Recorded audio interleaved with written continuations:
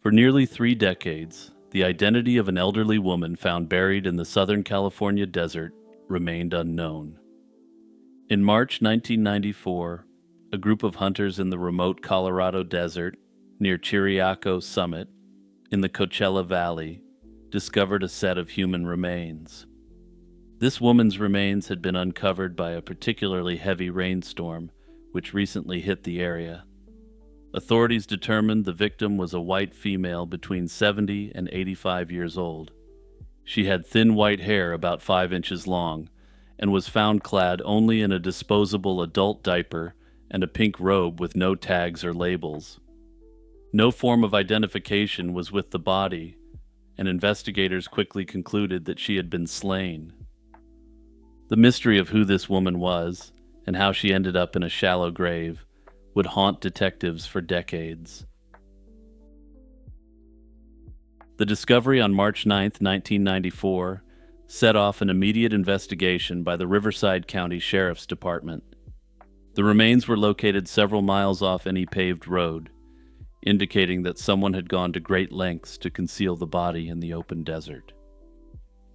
An autopsy and examination of the body provided some critical clues about the victim's condition. She was petite, approximately 5 feet 1 inch tall and about 100 pounds, and appeared frail and sickly. Notably, medical examiners found severe bed sores all over the backside of her body. These painful pressure sores indicated that the woman had likely been bedridden and completely immobilized for a long period before her death. This suggested she had been under someone else's care and likely in extremely poor health. Investigators also observed that the elderly woman had no teeth and was not wearing any dentures at the time she was found. She had no jewelry or personal effects on her, and the pink bathrobe she wore bore no identification marks. All of these factors made identifying her extremely difficult, as there were no obvious initial clues to her name or background. With no ID on the body, investigators turned to missing persons reports and public outreach. They created a composite sketch of the victim's face in hopes that someone would recognize her. This sketch, a penciled rendering of an elderly woman with her hair pulled back, was circulated in local media and to various agencies.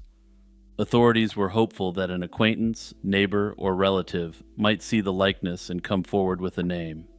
Additionally, given the victim's advanced age and medical condition, police checked with nursing homes and hospitals to see if any patients had gone missing.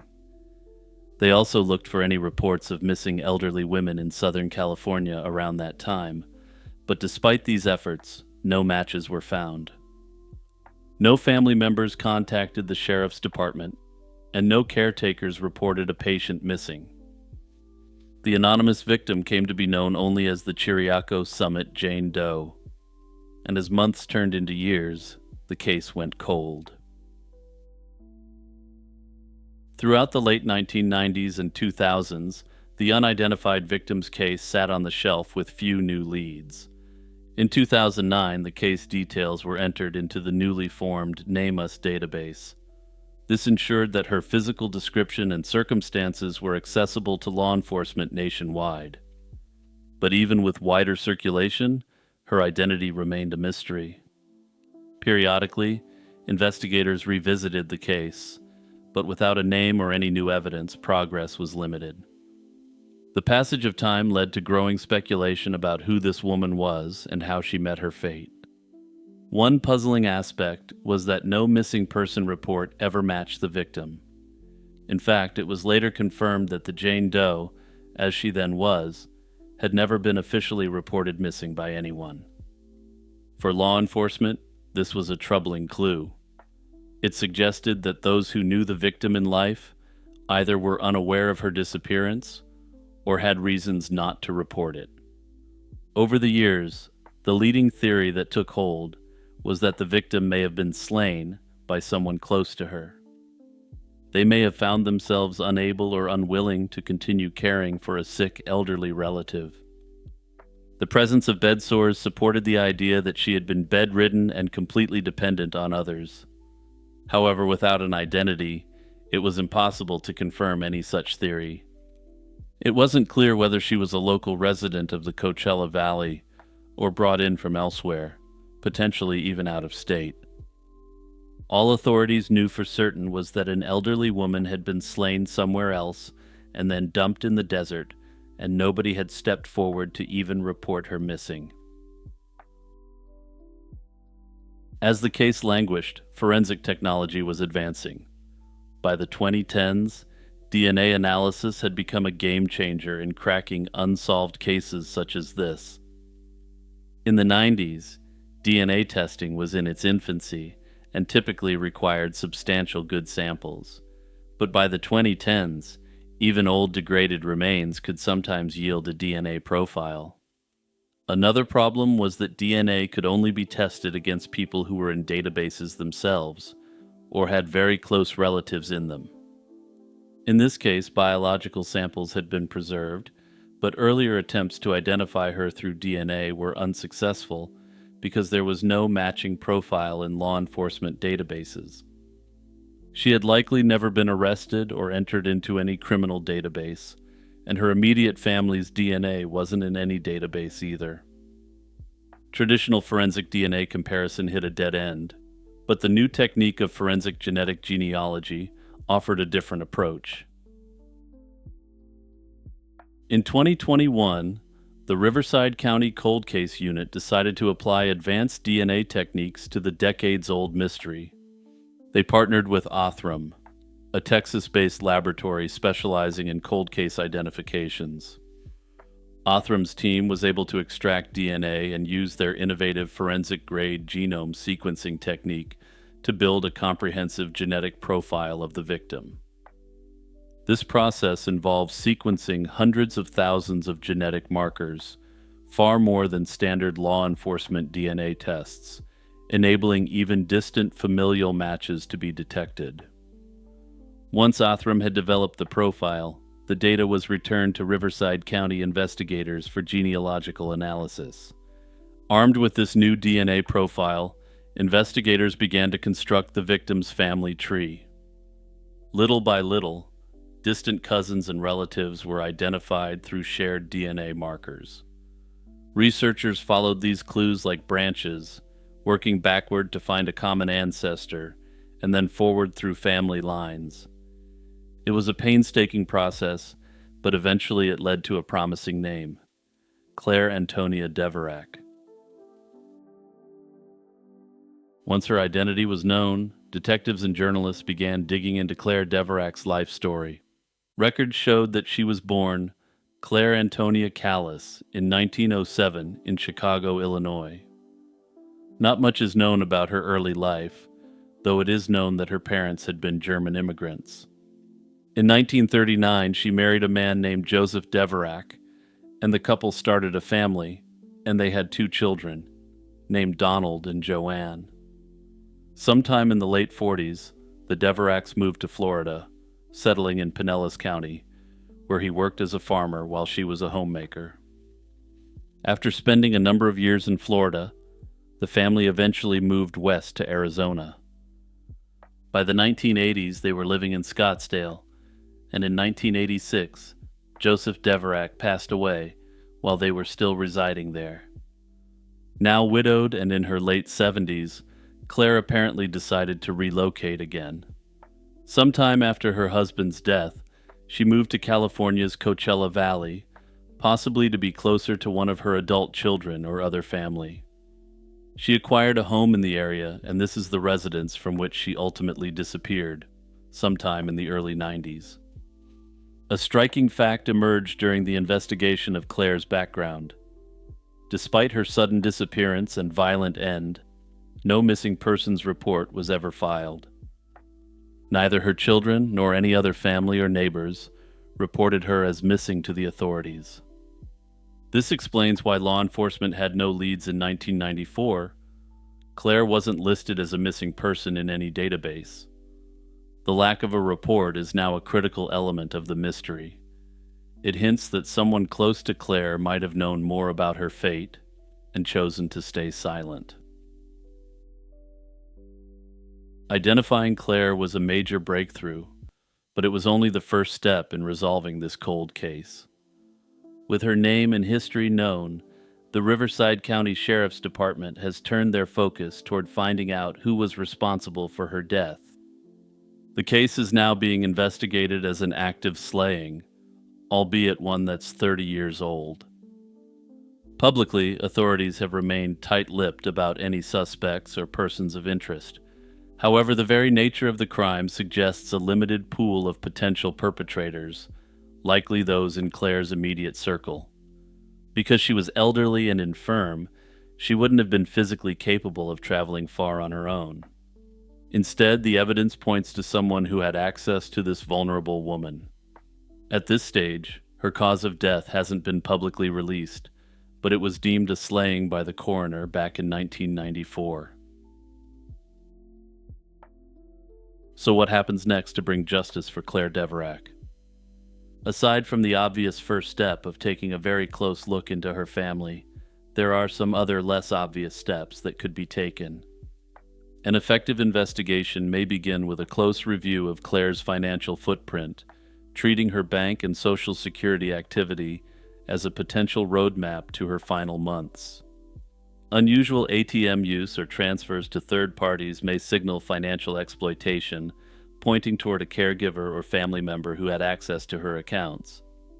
Further, if someone kept cashing her checks after her body was found, that would raise suspicions on that person significantly.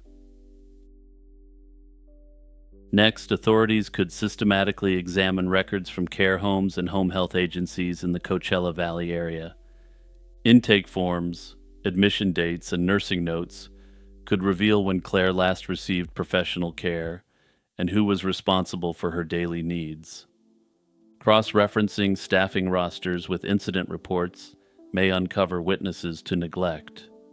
Unfortunately, these records may now largely be destroyed, not as an attempt to eliminate evidence, but due to regulatory record-keeping requirements. Finally, the authorities may want to consider a further investigation of the shallow grave. Given advancements in ground-penetrating radar, it's always possible that further evidence which could fully solve this case remains out there in the desert. Hey everyone, it's Jimmy here with a quick reminder to like and subscribe if you appreciate my content.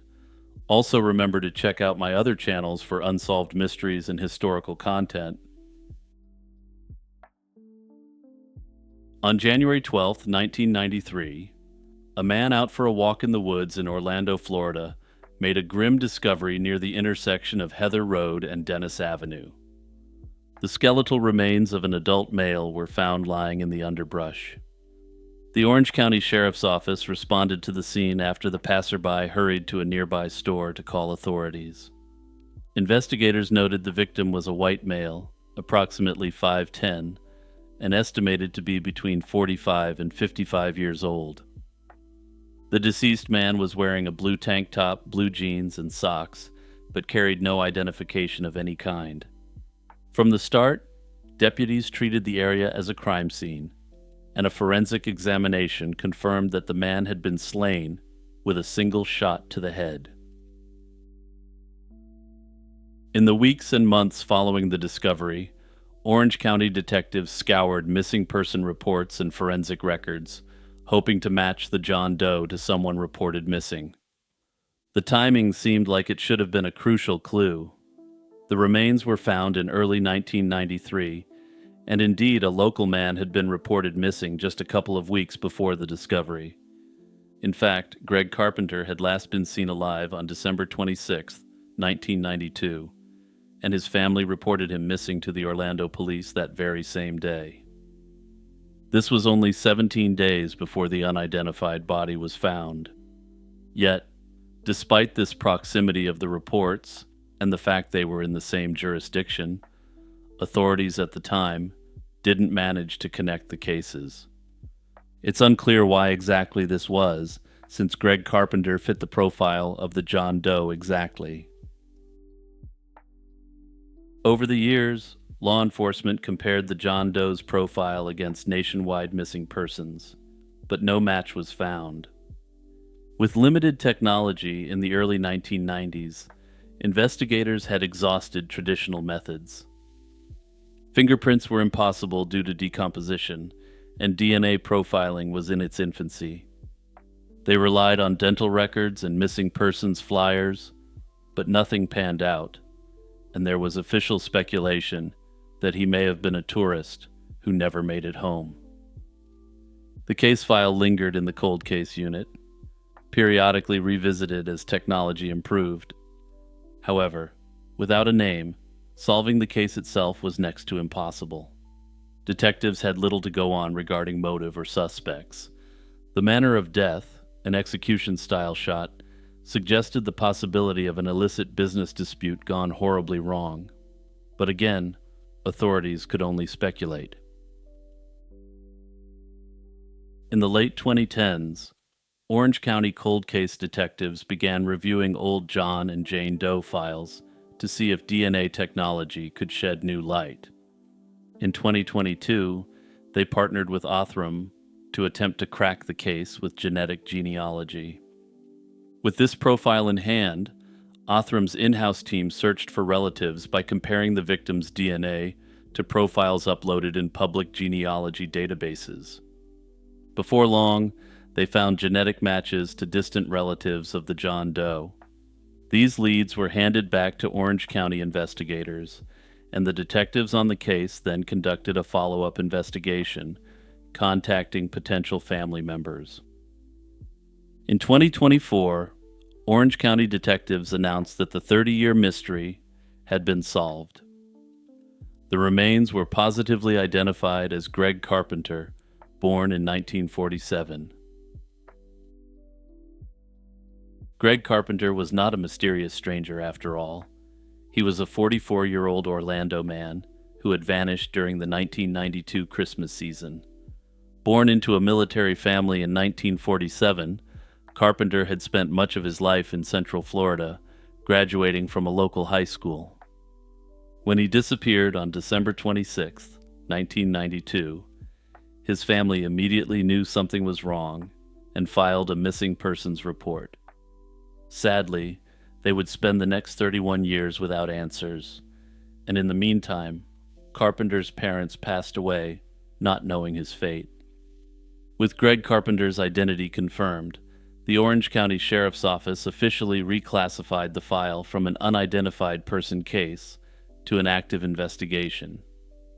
In July 2024, they publicly announced Carpenter's name and appealed for new information about the circumstances of his death. Detectives are now piecing together Carpenter's last known activities in late 1992.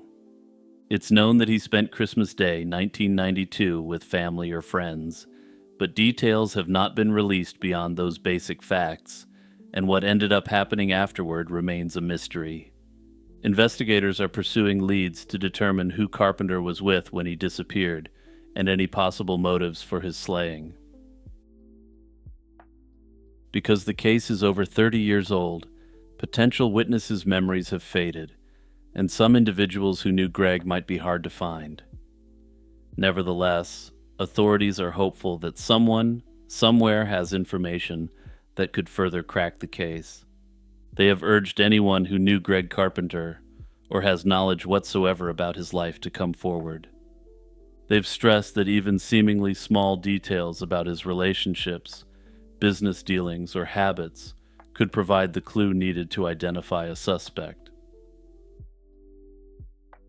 At present, we don't know what steps investigators have taken, but we can speculate about other forensic techniques that could be used.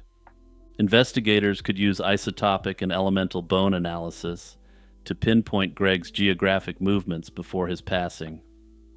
This may reveal where he lived or traveled in the months leading up to December 1992. This could be coupled with forensic palynology, the science of analyzing microscopic pollen or soil grains still trapped in his clothing. This, of course, assumes that the clothing was preserved and not contaminated afterwards. Combining these two avenues of forensic science could allow the authorities to unlock personal connections outside the Orlando area.